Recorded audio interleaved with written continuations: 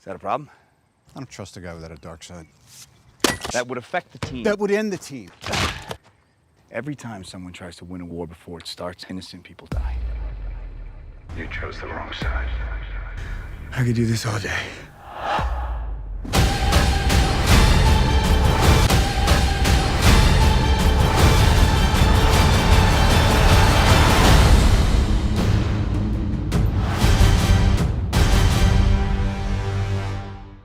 Alright guys, united we stand, divided we fall, captain America civil war, Marvel की सबसे bold movie. आज हम बात करने वाले हैं एक ऐसी मार्वल मूवी के बारे में जो मेरे दिल के करीब है, कैप्टन अमेरिका सिविल वॉर। ये मार्वल की वो मूवी है जिसे पहली बार मैंने थिएटर में देखा था और तभी मुझे मार्वल मूवीज का रियल इम्पैक्ट समझ में आया। Segment 1, personal connection and first experience. इससे पहले मैंने मार्वल मूवीज की और मूवीज भी देखी थी जो मुझे काफी पसंद आई थी, लेकिन captain America the winter soldier देखने के बाद स्टीव रॉजर्स मेरा फेवरेट कैरेक्टर बन गया। इसलिए जब सिविल वॉर आई, मैंने बिना किसी सेकंड थॉट के इसे थिएटर में देखने का फैसला किया। सेगमेंट 2, मार्वल की न्यू अप्रोच। लेकिन इस मूवी की खास बात ये थी कि ये टिपिकल सुपर हीरो मूवी से बिल्कुल अलग थी। मार्वल पहले सिर्फ एलियंस, सुपर पावर और फ्लैशी एक्शन पे ध्यान देता था, लेकिन सिविल वॉर ने एक अलग अप्रोच लिया। यह मूवी सुपर हीरोज की अकाउंटेबिलिटी और उनके एक्शन के रियल वर्ल्ड इंपैक्ट को एक्सप्लोर करती है। इसमें मॉरल डिलेमा और पॉलिटिकल थीम्स पर फोकस किया गया जो पहले मार्वल मूवीज में इतने प्रोमिनेंटली नहीं दिखाए गए थे। यह मूवी दिखाती है कि सुपर हीरोज की लड़ाई सिर्फ सुपर विलन से नहीं होती, बल्कि उनके अपने बिलीव्स और दोस्ती भी एक बड़ा इंपैक्ट डालती है। यह सिर्फ एक फिजिकल बैटल नहीं थी, बल्कि एक इमोशनल और साइकोलॉजिकल वॉरफेयर भी थी। Segment 3, civil war versus other super heroes films. एक और इंटरेस्टिंग बात यह है कि डीसी ने भी कुछ ऐसा ही ट्राई करने की कोशिश किया था बैटमैन वर्सेस सुपरमैन में, लेकिन वहां पे एंड में एक और विलन लाके दोनों हीरोज को एक टीम बना दिया गया। लेकिन मार्वल ने यहाँ रिस्क लिया और टोनी और स्टीव को अपोज ही रखा, जो उस मूवी का सबसे बड़ा बोल्ड मूव था। क्लाइमैक्स में ना कोई एलियन इन्वेजन था, ना कोई टिपिकल सीजीआई विलन, सिर्फ इमोशंस और पर्सनल कॉन्फ्लिक्ट्स का टकराव था, जो इसे और ज्यादा एंगेजिंग और रिलेटेबल बनाता है। क्योंकि ये बैटल सिर्फ सुपर पावर्स की नहीं थी, बल्कि बिलीफ्स और रिलेशनशिप्स की थी, जिसमें हर कैरेक्टर का एक पर्सनल स्टेक था। सेगमेंट 4,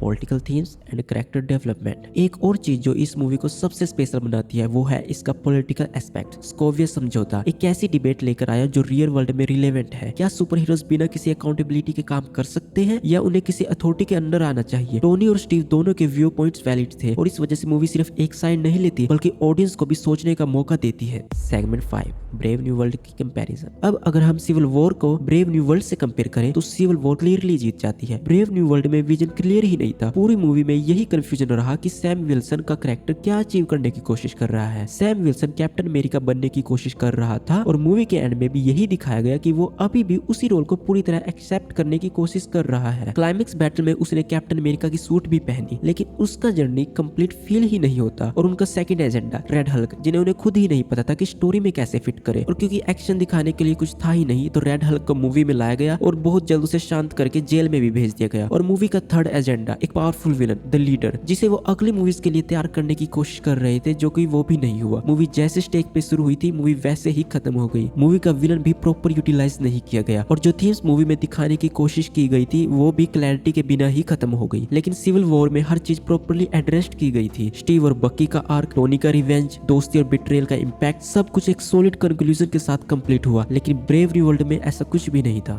सिविल वॉर में विंटर सोल्जर का कैरेक्टर डेवलपमेंट ध्यान से हैंडल किया गया। जो विलन आर्क हमें द विंटर सोल्जर में देखने को मिला था, उसे वापस द फर्स्ट एवेंजर के बकी की तरह वापस ट्रैक पर लाने में मूवी कंप्लीटली कामयाब हुई। कैप की दोस्ती और उसके स्ट्रॉन्ग विल एंड डिटरमिनेशन को दिखाना, डन। कैप और आयरन मैन दोनों पावरफुल कैरेक्टर का अपने बिलीफ के बेसिस पर अलग रास्ते चुनना, डन। आयरन मैन का अपने पेरेंट्स का बदला लेना, डन। उस टाइम मुझे एहसास नहीं हुआ था कि मार्वल के दो सबसे बड़े कैरेक्टर्स को आपस में लड़ाना कितना बड़ा रिस्क हो सकता है, बट अब जब मैं उसके बारे में सोचता हूँ, then I think such a bold step Marvel took with that movie. और उस मूवी को मैंने तब भी इंजॉय किया था और आज जब मैं उस मूवी का डीप मीनिंग समझ पाया हूँ, तब मैं मूवी को और भी ज्यादा एंजॉय कर पा रहा हूँ। और इन सब का क्रेडिट जाता है नन अदर देन मूवी के डायरेक्टर्स रूसो ब्रदर्स को। सेगमेंट 6, रूसो ब्रदर्स की ब्रिलियंस। और ये सब पॉसिबल हुआ है सिर्फ रूसो ब्रदर्स की अमेजिंग डायरेक्शंस की वजह से। ये मूवी मेरे लिए सिर्फ एक एक्शन फ्लिक नहीं थी, बल्कि एक इमोशनल और इंटेलेक्चुअल एक्सपीरियंस भी थी, क्योंकि इसमें मॉरल डिलेमा, पॉलिटिकल थीम्स और सुपर हीरोज की अकाउंटेबिलिटी जैसे सीरियस टॉपिक एक्सप्लोर किए गए थे। रूसो ब्रदर्स का जो स्टोरी टेलिंग का अप्रोच था, उसे एमसीयू के लैंडस्केप को कंप्लीटली रीशेप कर दिया। उन्होंने विंटर सोल्जर में कैप को एक बड़ा कैरेक्टर बनाया, सिविल वॉर में उसकी आइडियोलॉजी को टेस्ट किया और फिर इन्फिनिटी वॉर और एंड गेम के साथ एमसीयू को एक लेजेंडरी क्लाइमैक्स दिए। ये डुओ मार्वल के बेस्ट स्टार एक्टर्स में से एक है। कंक्लूजन तो दोस्तों, कैप्टन अमेरिका सिविल वॉर सिर्फ एक एक्शन मूवी नहीं थी, बल्कि एक डीप कैरेक्टर ड्रिवन स्टोरी थी जो आज भी मार्वल की बेस्ट मूवीज में से एक मानी जाती है। आप लोगों का इस मूवी के बारे में क्या ख्याल है? क्या सिविल वॉर आपके लिए भी इतनी इम्पैक्टफुल थी? कमेंट में मुझे जरूर बताइए, और अगर वीडियो पसंद आई हो तो लाइक और सब्सक्राइब करना मत भूलिए। मैं मिलता हूँ आपसे अगली वीडियो में, तब तक के लिए साइनिंग आउट, टेक केयर।